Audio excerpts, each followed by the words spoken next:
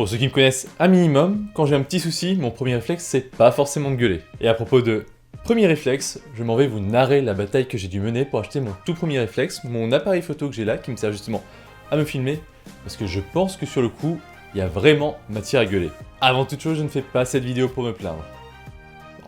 Un petit peu quand même. Je la fais avant tout pour vous avertir et vous informer. Vous pouvez assez facilement vous retrouver dans le même type de situation que moi, où votre vendeur, que ce soit en magasin ou en ligne, fait preuve de mauvaise foi, tout en sachant que son action est totalement illégale. Sachez qu'en tant que consommateur, vous avez des droits, et que certains vendeurs, petits ou grands, ne chercheront pas forcément à les respecter. Salut à tous et bienvenue sur Coffee Stories, et aujourd'hui on va un petit peu parler d'un conflit que j'ai eu récemment avec la Fnac. Concrètement, qu'est-ce qui s'est passé? Revenons au début. À la base, je cherchais depuis des mois, depuis même bien avant le Black Friday, un réflexe pour me filmer, pour faire mes vidéos YouTube, également l'utiliser dans le cadre de mon activité professionnelle, et je cherchais quelque chose d'assez spécifique. Je voulais plutôt un réflexe parce que ça capte facilement la lumière, même quand il n'y a pas beaucoup de lumière, comme ici, avec un écran orientable pour que je puisse avoir un retour écran. Et malheureusement pour ce type d'appareil, il n'y a pas grand choix et il faut assez vite monnayer. J'avais donc déjà surveillé pendant toutes les Black Friday sans trouver quoi que ce soit d'intéressant à Noël, mais pendant les soldes d'hiver, je commençais à trouver des appareils qui me correspondaient avec un assez bon prix. Et je tombe enfin sur un petit pack sympa qui comprend cet appareil, l'EOS 200D,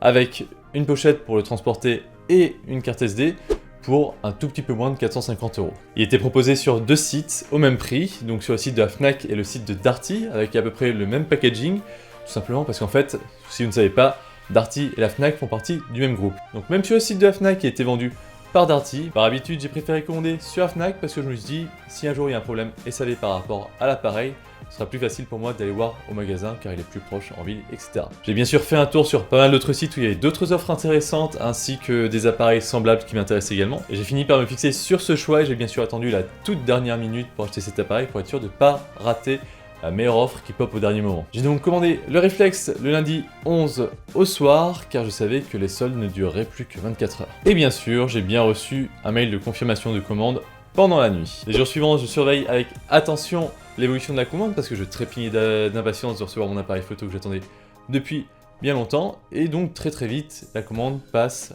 en préparation, préparée, voilà, juste l'étape juste avant l'envoi, mais ça bouge pas, je me pose pas trop de questions, et bizarrement, le samedi suivant, soit 5 jours après la commande, mon appareil passe dans la catégorie mes réclamations et en cours de remboursement. C'est là que je me rends compte que la veille j'ai reçu un mail de la Fnac qui est passé inaperçu. Aucune explication, juste marqué que j'étais en cours de remboursement pour le motif suivant, incident clos. Pour récapituler, ma commande a été validée depuis 5 jours, elle était prête, et là je reçois un mail qui me parle d'un incident dont je suis même pas au courant, et on me donne aucune information, on me demande même pas mon avis. Là vous allez me dire, mais pourquoi tu te fais chier Coffee, achète-toi un autre appareil photo et puis tes emmerdes sont passées. Bah oui, mais si on va être vraiment, c'est pas le fait que la Fnac ait annulé sa commande, mais c'est qu'elle m'ait fait miroiter assez longtemps cette commande pour que la fin des soldes soit passée et que je me retrouve du coup dos au mur pour un nouvel achat. Du coup, plus aucun moyen de me rabattre sur une autre offre, sauf si je veux raquer un max. Bien sûr, j'essaie de rentrer en contact avec la Fnac pour avoir un peu plus d'informations, et là je vous raconte pas le bazar que c'est. D'ailleurs, si un jour ça vous arrive, je vous souhaite bonne chance, car pour les contacter, on peut pas les contacter directement. Il faut passer par une sorte de rubrique aide FAQ où il faut cliquer sur plein de trucs pour essayer d'isoler un petit peu le souci, où ils essaient de répondre en fait automatiquement avec un texte déjà préformaté. Seulement après, il vous est proposé de les contacter. Donc concrètement, vous pouvez les contacter par téléphone, par mail ou sur les réseaux sociaux, mais selon le type de problème que vous avez, ils vous proposent qu'une catégorie en particulier. Par téléphone, c'est ce qui peut paraître plus direct et plus rapide, car on a un interlocuteur au bout du fil, mais prix d'un appel plus 40 centimes de surtaxe, ça fait cher. Bien sûr, si vous téléphonez, vous avez une attente minimum de 5 à 10 minutes, alors qu'ils vous disent que vous attendrez maximum 3 minutes. Une fois que vous avez l'interlocuteur, il met un temps pas possible à trouver votre compte, votre dossier, faut lui réexpliquer le souci une paire de fois parce que des fois il comprend pas tout, ou il faisait pas très attention, ou il doit vous faire attendre parce qu'il doit vérifier un truc ou demander à un collègue. Donc vous êtes très souvent remis en attente et même des fois ça coupe sans absolument aucune raison. Donc si on appelle, il faut partir sur le principe que le coup de fil va durer au minimum 10 à 20 minutes, soit au très minimum coûter 5 €. Vous allez me dire que 5 € c'est pas très cher, c'est le prix à payer pour résoudre un souci rapidement. Ouais, sauf que ce qui se passe en général, c'est que la personne vous dit qu'elle a pas toutes les informations là, donc il va falloir rappeler plus tard, ou qu'elle va vous rappeler, ou que quelqu'un d'autre va nous recontacter.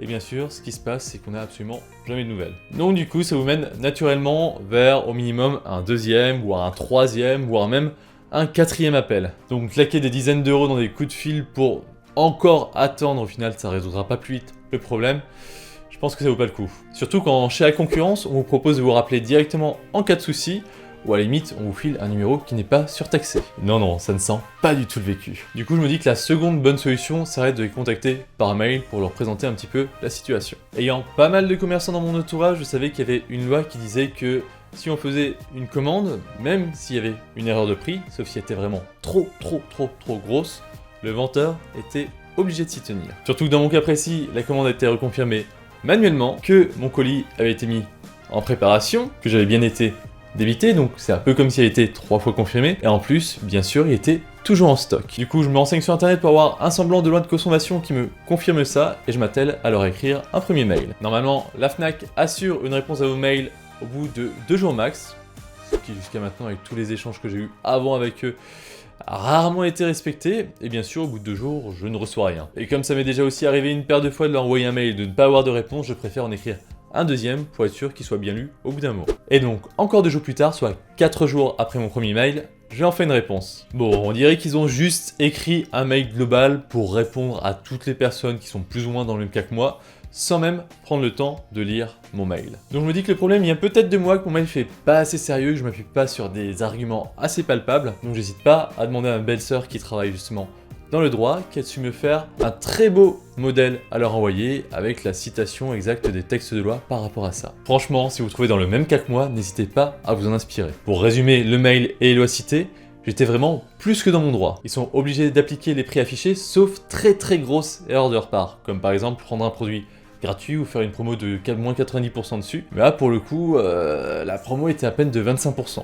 Du coup, le fait qu'ils aient accepté et confirmé ma commande et le fait qu'il leur reste encore du stock leur permet de faire un magnifique combo dans les infractions du code de la consommation. Histoire d'avoir une réponse un chouïa plus rapide, je me permets cette fois-ci d'envoyer ce texte par Facebook en me disant qu'ils seront forcément plus réactifs. Et en effet, ça a été plus réactif, j'ai eu un échange avec un chargé client du 20 au 21 février, mais par plus réactif, je vais pas dire que ça a fait bouger plus vite les choses, c'est juste qu'ils répondaient un petit peu plus vite. Ils se sont excusés à maintes reprises, mais avec des messages très génériques, en mentionnant aucun des éléments que j'aurais donnés, encore moins les éléments d'aspect légal, un peu comme s'ils faisaient exprès d'esquiver ou comme s'ils s'en foutaient totalement. Ils ont donc fini par me proposer un bon d'achat de 20 € pour s'excuser, mais quand ton appareil, qui est pourtant encore marqué en réduction, a augmenté son prix de plus d'une centaine d'euros, bah 20 € c'est rien, je vais pas rajouter 80 € de ma poche pour un truc que j'avais déjà acheté. Donc je leur envoie un petit argumentaire pour leur expliquer que voilà, que 20 € c'était rien par rapport à la différence de prix, par rapport au temps perdu, par rapport au fait que le fait que j'attende m'est mis dos au mur parce que les autres offres qui m'intéressaient, je pouvais plus y accéder à cause de la fin des soldes. Et donc je reçois encore un message d'excuse où encore une fois j'ai l'impression qu'ils ont pas lu mon message, où ils me font comprendre que soit je prends les 20 € et je ferme ma gueule, soit j'ai le droit d'aller me faire foutre. Bon, ils l'ont pas vraiment dit comme ça, mais en tout cas c'est comme ça que je l'ai entendu, car ce message, ça me donnait juste l'impression qu'ils s'en foutaient totalement, et qu'ils avaient absolument pas lu tout ce que je leur avais encore réenvoyé juste avant. Je me suis dit que ça servait à rien de continuer à leur envoyer des gros pavés pour essayer d'argumenter, vu qu'ils avaient pas l'air d'y prendre grande attention, donc je me suis dit que j'allais faire un petit message efficace juste pour voir s'ils prenaient vraiment le temps de lire. Donc je fais très court, j'aurais juste posé une question très simple. Comprenez-vous bien que ce que vous avez fait n'est pas légal, je veux juste une réponse par oui ou par non. Voilà, je me suis dit que c'était une question simple, fallait juste répondre oui ou non. Si arrivait encore à répondre à côté, c'est qu'il y avait vraiment un problème. Étrangement, à ce dernier message, je n'ai absolument jamais reçu aucune réponse. Je me suis aussi permis par la suite d'envoyer un mail avec le copier-coller en fait du long message que j'avais fait et le fait que j'ai pas eu de réponse par Facebook. Et là, pareil, j'ai jamais eu de réponse. Et vu que pour le coup, mon achat devenait plus qu'urgent parce que mine de rien, ça faisait déjà des mois que je ziotais ça et que j'en avais vraiment de plus en plus besoin pour une deadline qui arrivait, un petit projet que j'avais à faire, et je me suis résolu à essayer de trouver un autre truc ailleurs, même si c'était un petit peu plus cher.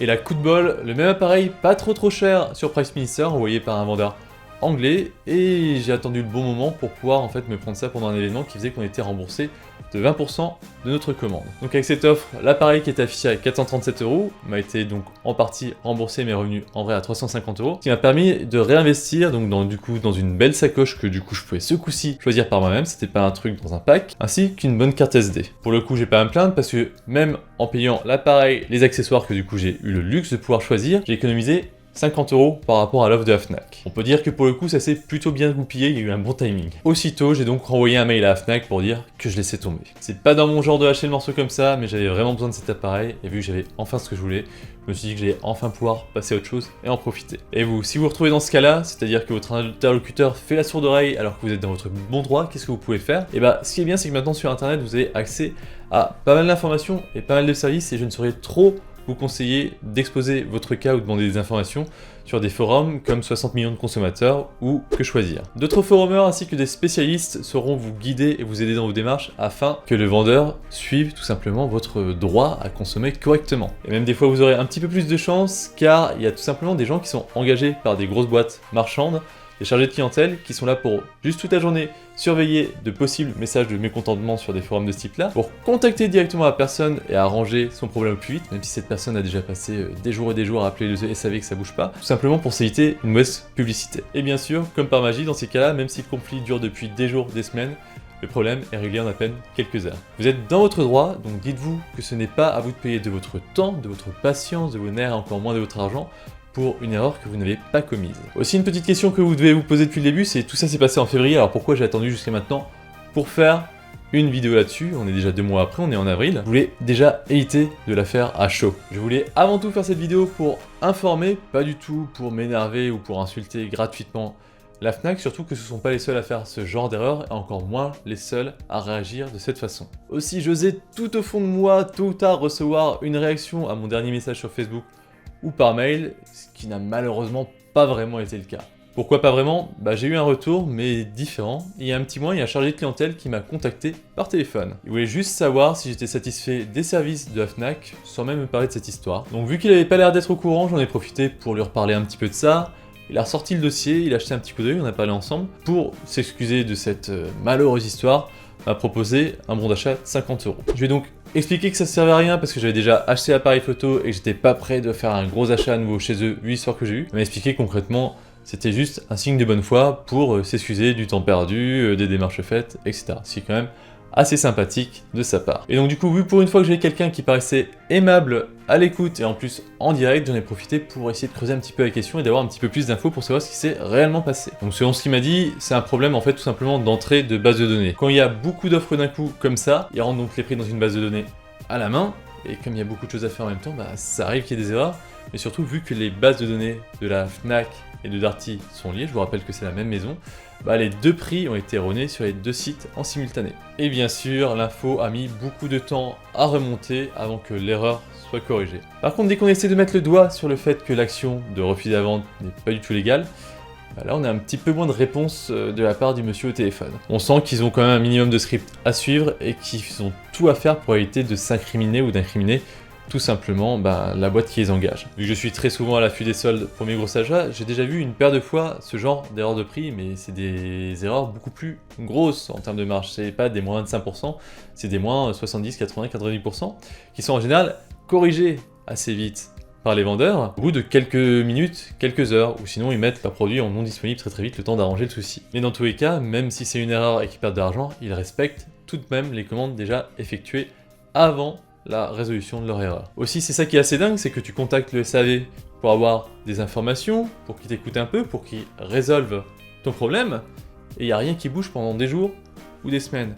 Alors que là, il y a quelqu'un qui t'appelle totalement par hasard du service satisfaction client, et j'ai plus d'infos en 5 minutes que ce que j'ai pu avoir en 5 jours complets. Alors est-ce que ça valait les 50 € de bon d'achat? Bien sûr que non. Avec le temps que j'ai perdu à rédiger les mails, à essayer de me renseigner, à essayer d'avoir des informations que ce soit directement de la Fnac ou d'autres interlocuteurs, ça m'a bouffé du temps, ça m'a bouffé la tête, alors qu'au final j'aurais 10 fois préféré mettre un peu plus d'argent pour le même appareil sur un autre site, au lieu de regarder sans arrêt le calendrier en me disant si je ne reçois pas mon appareil d'ici là, je suis dans la merde. C'est pas une question d'argent, c'est une question principalement de service. Ma seule erreur a été de me dire que si je prenais l'appareil à la Fnac, j'aurais sûrement un meilleur SAV, alors qu'au final, le souci pour cet achat, ça a été en soi-même le SAV. Je vais pas non plus faire l'irréductible et vous dire ouais c'est bon, la Fnac c'est fini, je vais plus rien acheter chez eux, même pas un porte-clés. Je vais continuer à faire mes petits achats chez eux, comme les jeux vidéo, parce qu'il y a des bonnes offres avec les cartes d'adhérents et ils les envoient assez rapidement. Mais par contre, pour des gros achats, des trucs importants pour moi, où j'ai besoin quand même un minimum de service après-vente, où j'ai besoin d'être sûr d'avoir le prix, où j'ai besoin de recevoir rapidement, Dès que ça dépasse 50 ou 100 €, c'est même plus à peine que j'achète chez eux. J'irai directement voir ailleurs. J'espère que cette vidéo qui sort un petit peu de ce que je fais d'habitude vous a plu quand même et vous sera sûrement utile dans le cas d'un conflit lors d'un achat. N'hésitez pas à mettre un petit pouce bleu et bien sûr à vous abonner si ça a été le cas. Vous pouvez me retrouver sur ma chaîne principale Coffee Gaming ainsi que sur les réseaux sociaux et vous pouvez donner un petit coup de pouce à la chaîne grâce au Utip en regardant juste une ou deux petites vidéos de 30 secondes. Ça va être de financement, vous avez tous les liens qui sont marqués en descriptif. Ne vous faites pas bouffer par le capitalisme et à très bientôt sur Coffee Gaming.